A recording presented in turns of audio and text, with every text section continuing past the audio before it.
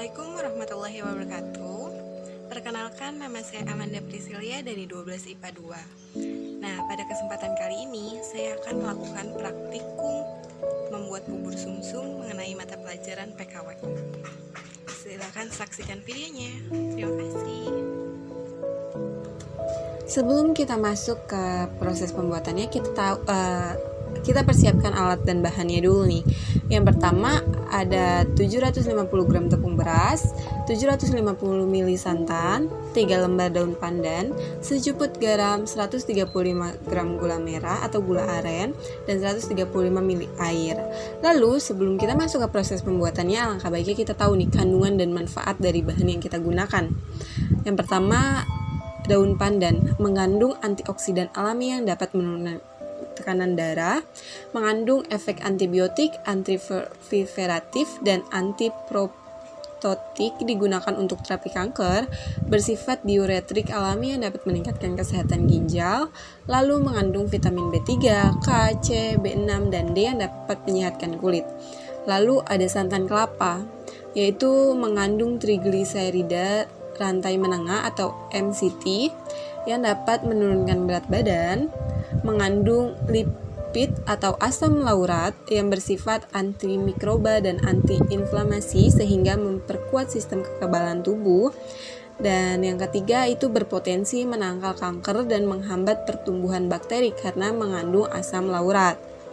Lalu ada tepung beras. Nih, tepung beras itu bebas dari gluten loh. Itu bisa jadi pengganti si tepung terigu itu sendiri.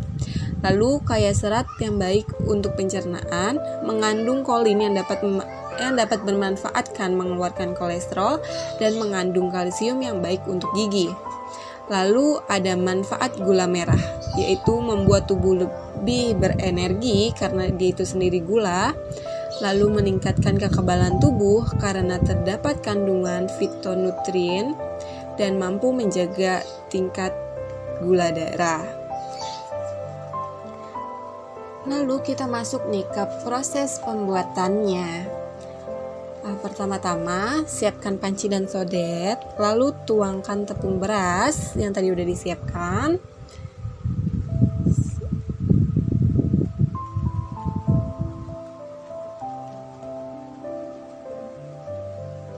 Ini takaran tepung beras ini sendiri itu bisa kalian lipat gandakan ya, atau terserah sesuka selera, itu sesuai dengan nanti santannya takarannya. Lalu masukkan secuput garam atau 1 sendok teh garam. Bisa ditambahkan, bisa dikurangkan. Itu sesuai selera kalian. Kalau kalian suka asin, kalian bisa tambahkan. Kalau kalian gak suka asin, kalian kurangin. Lalu tuangkan santannya. Nah, setelah santannya dituang ini, kalian aduk terus. Ini belum masuk ke dalam api ya. Ini diaduk terus supaya nanti si tepung berasnya itu nggak ngegumpel. Nanti jadi dimasaknya itu gampang, teksturnya lembut, dan lain-lain. Diaduk terus.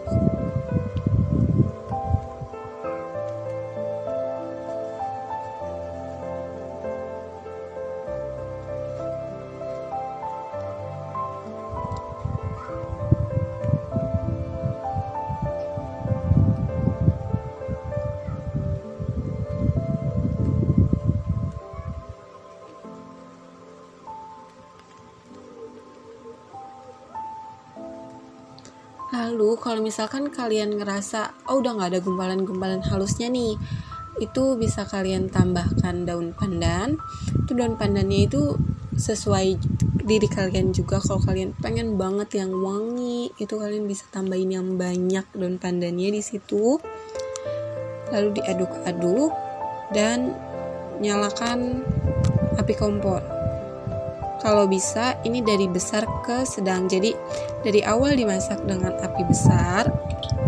Lalu nanti apabila dia udah rada kental, itu apinya bisa kalian turunkan suhunya, kalian kecilin. Ini selama dibuat itu harus terus diaduk ya, karena takut bawahnya gosong. Dan kalau nggak diaduk itu yang bawahnya itu dia menggumpal.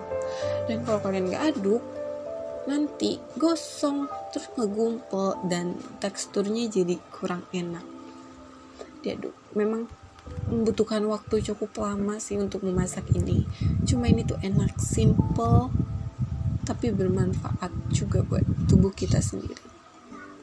Ini gampang dibuatnya, cuma butuh waktu. Terus diaduk-aduk sampai dia kental dan sampai dia matang.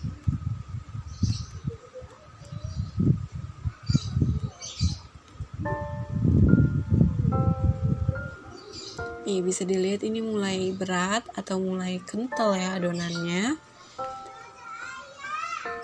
11-12 sama bikin dodol karena berat. Terus diaduknya di bawah ya, sodatnya itu sampai dasar panci, jangan dikambangin. Nah bisa kelihatan kan, tadi udah ada gumpalan-gumpalan di sodet karena bawahnya itu pasti ngegumpal. Jadi harus terus diaduk. Sama halnya kita buat agar, harus terus diaduk supaya bawahnya nggak gosong. Terus diaduk. Nah kelihatan kan ini udah kental, udah kayak lem ya, udah kental.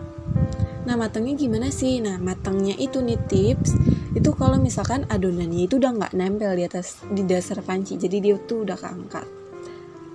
Nah lanjut kita bikin si cairan gula merahnya itu ya, sausnya, kita bisa nyebut itu sausnya. Itu panaskan air dengan suhu sedang mungkin. Nah kalau airnya udah mendidih kita bisa tambahin gula merah. Kan di resep itu 135 gram gula merah. Nah kalau kalian suka gulanya yang banyak nih, kalau makan bubur sumsum itu bisa kalian tambahin gulanya dan kalian tambahin airnya. Lalu masukkan daun pandannya.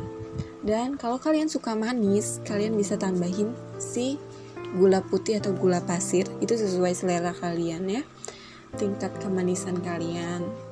Lalu diaduk sampai mendidih atau sampai gulanya cair, diaduk terus. Tapi kalau mau ditinggal juga nggak apa-apa sih, karena dia nggak bakal gosong, nggak kayak kita bikin karamel.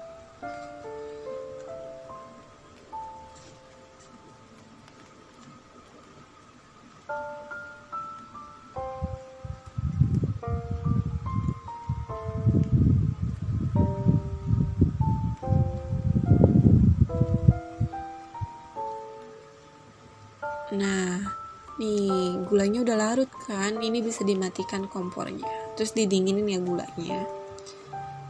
Lalu time to plating. Ini bubur sumsum yang tadi udah jadi, udah matang, ditaruh di mangkuk. Kita plating. Ini sesuai selera yang kalian mau makan ya. Ini tuh bisa berporsi-porsi. Lalu tambahkan sausnya, itu sesuai selera kalian suka yang banyak sausnya atau enggak. Let's see what you want. Tada, bubur sumsumnya sudah jadi. Bisa langsung dinikmatin kalau mau anget, atau bisa dingin ditambahin es batu. Bisa juga nih tambahin cendil atau bubur mutiara atau biji salak. Itu tuh gampang banget bikinnya dan enak loh bubur sumsum itu.